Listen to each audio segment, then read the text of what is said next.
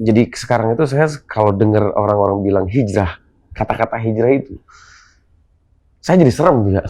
Kenapa kita suka menjustis menilai orang seolah-olah sudah menjadi ahli neraka? Yang terpuruk hari ini pun kalau Allah ingin mengangkat jadi terangkat. Yang baik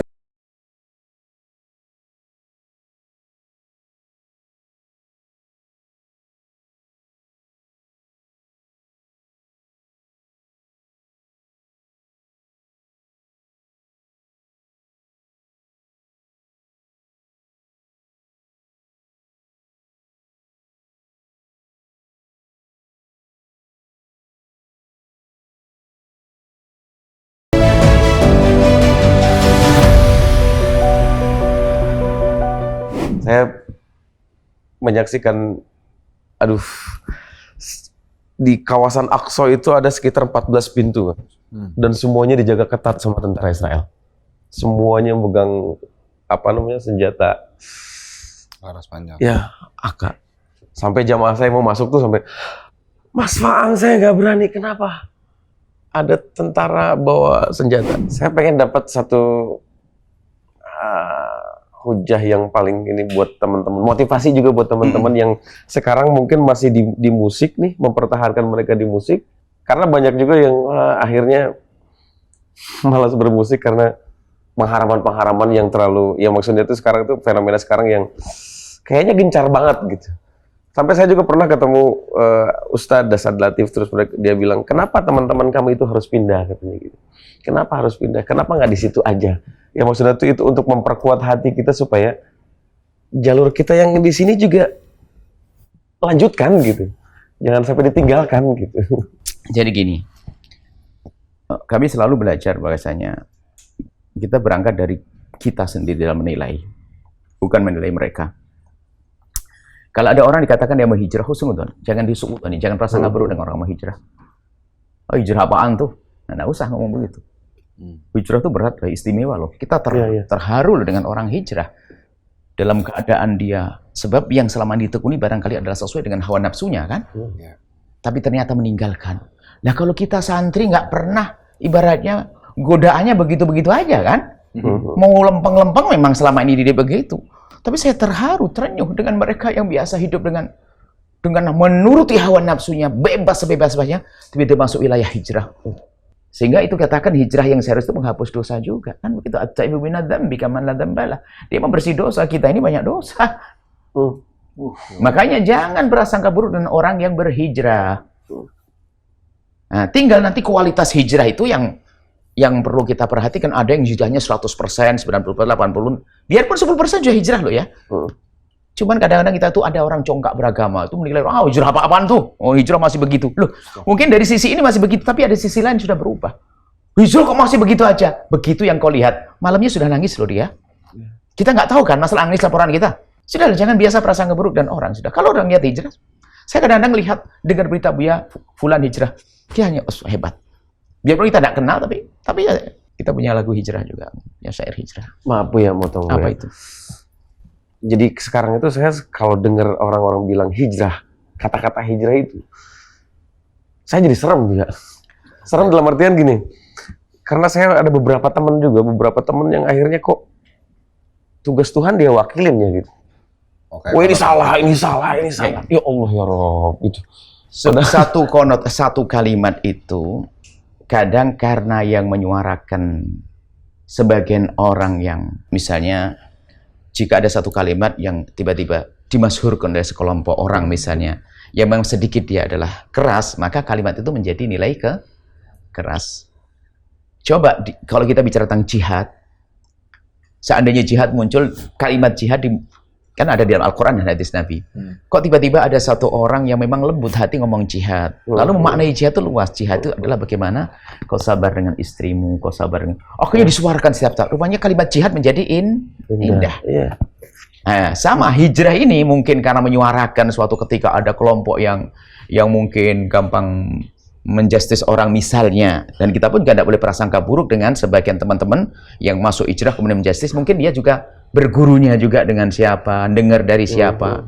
Nah, kan mengatakan dia salah juga jangan juga kan. Yang jelas jika ada orang hijrah hendaknya kita sambut mereka. Ya kan? Kemudian ya, bagi orang yang hijrah dari sesuatu, kita lihat, tonton dari musik ya. Nah, tadi kan bicara musik ya. Apakah orang hijrah dari musik kemudian harus meninggalkan musik dan sebagainya? Tentunya bagi mereka yang meyakini musik haram, tentu akan meninggalkannya. Tapi kan sudah kita jelaskan demikian. Tapi setelah kami jelaskan, Anda pun yang pemusik boleh memilih. Barangkali Anda sudah punya kegiatan yang berbeda. Saya akan tinggalkan musik saya karena saya punya peluang dakwah yang lebih cakep lagi. Sehingga saya tidak akan menekuni dunia musik lah. Makanya yang berhenti pun juga tidak perlu kita caci. Maka sekarang yang perlu kita ajak ngobrol manis yang masih terjun dalam dunia yang selama ini ditekuninya. Agar merubah perlahan, mulai dari lagu-lagunya, syair-syairnya, sampai cara menyajikannya dan sebagainya. Itu kan perlahan ya. Mulai aja dulu. Jadi mungkin nanti cara menyajikannya lebih indah lagi. Indah itu maksudnya menjadi lebih baik, bukan 100% harus berubah begini, enggak. Iya. Mungkin ya, tahun ini cara saya menyajikan konser saya masih abu-abu lah. Tapi insya Allah 6 bulan ke depan abu-abunya sudah mulai agak putih lah. Tapi kan diizinkan untuk membuat perubahan dong. Iya. Jangan langsung, gombal itu hijrah apaan tuh, hijrah masih begitu lah. Kok busuk banget kita punya hati. Merubah itu nggak gampang loh ya. Merubah kebiasaan di rumah saja susah ya. Sulit. Ada seorang yang sudah hijrah, ternyata istrimu kok belum pakai hijab. Loh, jangan dicaci dia. Itu mungkin sudah nasihati. Mungkin istrinya juga pengen rindu tapi belum bisa hari ini. Mungkin sudah berjanji tahun depan. Tapi kita terlalu buru-buru, ini Ustadz gombal, ini apa ini, hijrah apaan, istrinya masih pakai rok mini dan sebagainya. Loh, kok jelek banget? Bisa saja sang suami sudah merayu setiap hari. Dan istri pun sudah menyambutnya. Cuman abang jangan sekarang dong bang. Kan perlahan dong bang.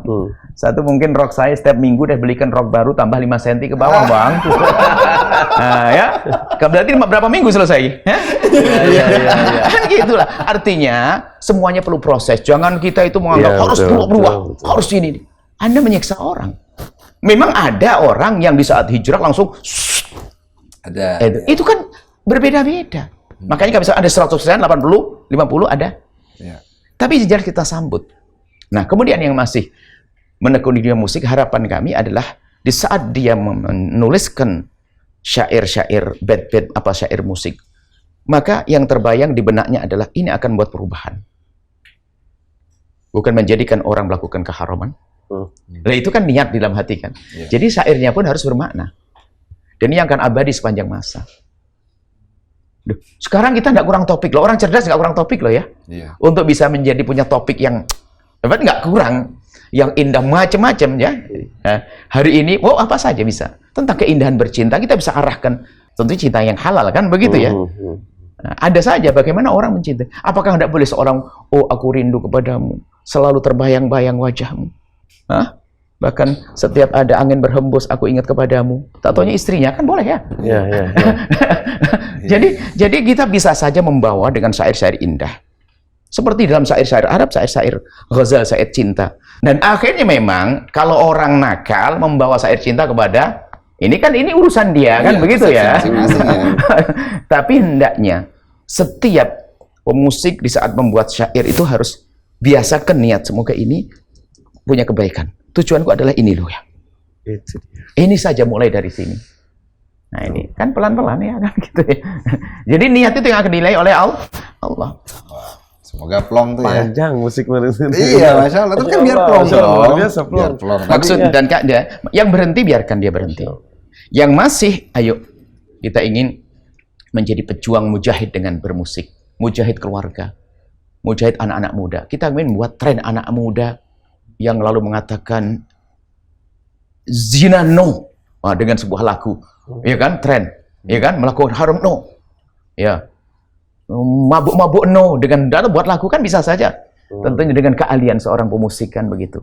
Dan dengan begini kita akan menolong anak-anak muda yang saat ini ke bawah sama kawan-kawan melakukan sesuatu yang tidak baik, sehingga punya tren yang bagus itu loh. Jadi kita harus punya ide-ide cemerlang untuk membawa umat dengan catatan keindahan, bukan caci maki.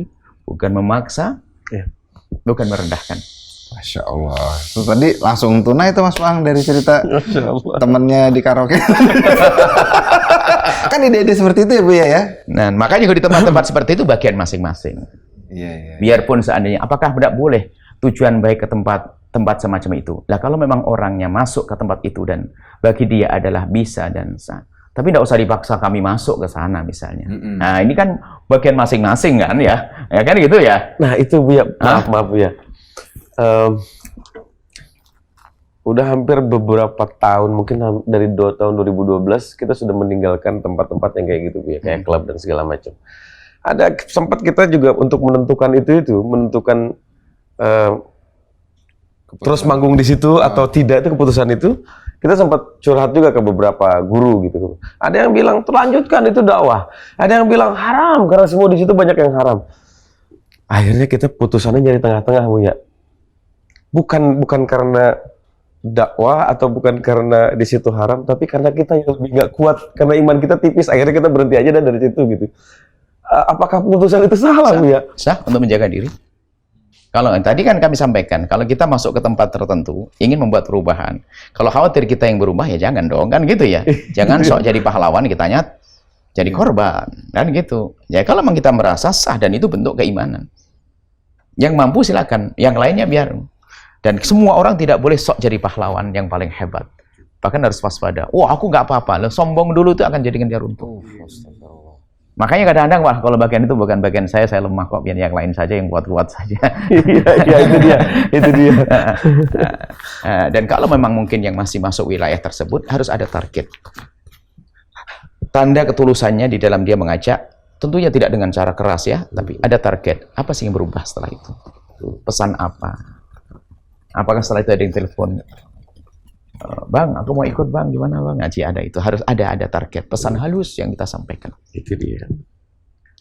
Jadi yang namanya dakwah itu harus masuk ke bermacam-macam model kehidupan manusia.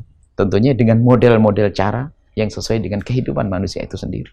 Nah, kalau gitu berarti modalnya dari mana Bu ya? Kan kayak contoh saya gitu kan, saya walaupun tadi ya punya modal sekolah Islam gitu, tapi kan cuman tahu baik, tapi baik kan relatif Bu ya, gitu. Modalnya mulainya dari mana Bu ya? Pertama, siapa yang tahu segalanya? Allah. Tidak ada, ya kan? Dari manusia nggak ada ya. Dan ilmu pun berbeda-beda antara ustadz dengan ustadz. Nggak ada yang paling mengetahui segalanya. Maka dari itu sebetulnya, biarpun kita sudah tahu, sesungguhnya kita banyak yang tidak tahu. Nah, karena kita banyak yang tidak tahu, ya kan sok tahu. Sehingga paling indah adalah jika tidak tahu, bawa kepada yang tahu. Nah, dakwah itu, ini kembali pada dakwah untuk ke situ nanti. Dakwah itu apa sih? Dakwah itu membawa orang kepada kebaikan. Bawa. Bukan ceramah. Saya ngomong dakwah ceramah. Mengajak, membawa, terserah. Kalau membawa fisik, membawa jiwa itu sama. Membawa fisik, yang punya pesawat pakai pesawat, yang punya bis pakai bis, yang punya becak, bonceng, semampunya dong. Membawa ruhnya kepada kebaikan juga bermacam-macam cara. Membawa orang kepada kebaikan bermacam-macam cara. Yang bisa ngomong dengan saya punya duit kaya raya ini.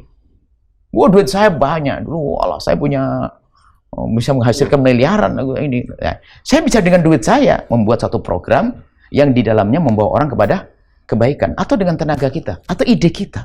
Jadi berdakwah itu jangan dianggap hanya dengan ceramah lah. Termasuk jenis dengan tenaga kita. Coba, mungkin saya punya bekal satu tok. Ilmu yang saya amalkan suri toladan. Contoh, seorang pemusik, kalau dia bicara sholat duha, itu jauh lebih dahsyat daripada seorang ustadz ngomong sholat duha. Karena apa? Wah, ini kok bisa? Apalagi seorang pemusik yang mungkin selama ini konser, tapi tetap mengatakan, saya tidak meninggalkan tahajudan. Loh, dahsyat. Ini kok masih mikir tahajud? Saya mendengar suatu ketika saya pemusik sudah lama, tapi saya tidak pernah minum alkohol. Loh, apa tidak bernilai plus itu? Allah. Nah, ini kalimat sederhana. Itu lebih dahsyat daripada ngomong Ustadz, kamu jangan minum ini dan sebagainya. Maksudnya semuanya itu sebenarnya punya satu senjata pamungkas di dalam membawa pesan-pesan keutamaan, maziyah di dalam membawa orang kepada kebaikan. Makanya hendaknya semua menggali potensi dirinya untuk membawa orang kepada kebaikan, dan jangan sampai ada yang merasa tidak bisa membawa orang kepada kebaikan. Poin ini yang kami sampaikan. Anda bisa membawa. Tidak usah nunggu alim dulu, tidak usah nunggu kaya dulu. Hari ini sudah bisa memulai. Ya bawa aja, ikut saya dong kepada Ustadz ini, gitu saja selesai. Ngapain minum kopi sana? Yang nasihat itu orang lain, kita tinggal ketawa-ketawa gitu. Itu yang berat, ya. Gara-gara Wali sering nyanyi lagu religi malah disuruh ceramah sekarang udah. Ya, Ya Allah ya Allah. Bener mau kita masih ini ya istilahnya gitu. Ceramahnya topiknya jelas ya, ceramahnya bahwasanya Assalamualaikum, saya itu belajar pada Ustadz ini, besok datang sama-sama saya ya, gitu aja paling enak. Kalau nolak boleh ke sini. Enggak, ya datangnya Assalamualaikum, cuman ceramahnya bukan fatwa kan. Iya, Sesuai dengan cerita bahwasanya saya ingin bercerita kepada Anda tentang saya. Saya masih pengalaman saya bahwasanya semoga dengan ini Anda segera mencari guru-guru untuk menjadi benar seperti saya mencari guru. Bukan kita mengajari dong. Itu. Kayak gitu. Oh, oke, dapat jawabannya ya. Berarti nggak boleh nolak ya. Oke, besok di masjid mana dulu nih? Jangan. Aduh, Masya Allah banget Bu ya. Ini sebenarnya pertanyaan kita tadi agak iya terpencar ya gitu, tapi langsung terkumpul gitu. Oke, Masya Allah. Berarti tadi satu mulai aja dulu ya. Mulai. Urusannya kebaikan. Mulai guru. Nanti Insya Allah akan dipantaskan gitu. Itu keren Ada banget. ngomong loh, saya belum pantas ngajak, gimana saya ngajak orang. Loh terus kapan kamu ngajak orang? Itu. Nggak pantas-pantas kok. Ini repot. No? Justru kadang kita punya, karena sudah ngajak secara mental, secara moral kan. Saya sudah ngajak kok masih begituan kan nggak enak lah, perlahan gitu ya. Yang penting ajak dulu. Kemudian ada satu hal yang ini janji dari Allah. Jika engkau menolong orang lain dalam kebaikan, Allah akan nolongmu loh ya. Saya itu nggak baik, tapi saya nolong orang untuk baik. Makanya kalau ada orang katanya, wah dia nggak bener, tiba-tiba membantu seorang fakir dalam sebuah kebaikan, lihat, tunggu dia. Tunggu aja dia. Akan ditolong oleh Allah. Contohnya apa? Orang dia nggak sholat dan sebagainya. Cuman dia punya uang dan sebagainya. Ya kan? Totonya ada musola samping rumahnya nggak? Lalu membantu dia. Membantu kebaikan. Mendorong orang-orang biar bisa nyiapkan perangkat sholat. Lihat, tunggu dia. Karena Allah sudah berjanji, Allah fi aunil abdi maka abdu fa'niyah. Dia nolong orang agar sholat. Dia akan sholat dengan sukarela nanti. Makanya menolong kebaikan itu harus kita lakukan. Karena apa? Untuk mendapatkan pertolongan dari Allah. Tolong orang lain. Dengan harta kita, dengan omongan kita, dengan ajakan kita. Yang salah itu dakwah itu merendahkan orang lain biar dia baik. Waduh, memang biar dia harus gini buat kok baik. Jadi Tuhan malah. Udah kok seolah-olah dia sudah ya kayak saya, kayak saya. Iya. Mas Faang, jazakumullah khair nih untuk waktunya Buya, untuk ilmunya, Masya Allah. Luar biasa hari ini saya belajar banyak. Semoga teman-teman juga yang di rumah bisa mendapatkan informasi yang banyak. Insya Allah kita ketemu lagi ya, ngobrol-ngobrol lagi di sini ya Mas Faang. Buya, Masya Allah, jazakumullah khair Buya. Terima kasih Buya. Masya Allah. Terima kasih banyak. Sampai ketemu lagi. Insyaallah. Doakan dalam sholat-sholat tengah malam, insya Allah ya. Jadi gimana Mas Faang? Plong? Alhamdulillah. Insyaallah. Oke, sampai lagi ketemu lagi Insya Allah di Biar Plong. Ya, biar belum.